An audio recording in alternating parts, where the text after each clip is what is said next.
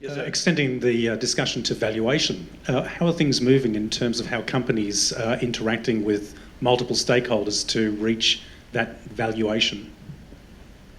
So valuation in the early stages is always a horse trade. It's just kind of, there's rules of thumb, and then it's just how much demand you can get for your funding round. In Silicon Valley, there are these term sheet wars, which you get 4 or 5, you get a hot, usually founding group in a hot area, and you get 4 or 5 VCs all trying to, outdo themselves, and you get these wonderful sort of cascading up prices. That's not happening so much in Australia, apart from, very top, maybe 1 or 2 a year.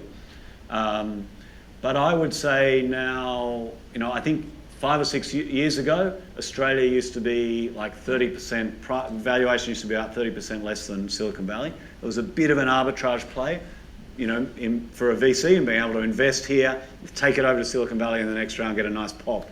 I don't think that's happening anymore. I think for the good companies, the top 5% of companies that are out there, it's a global valuation market.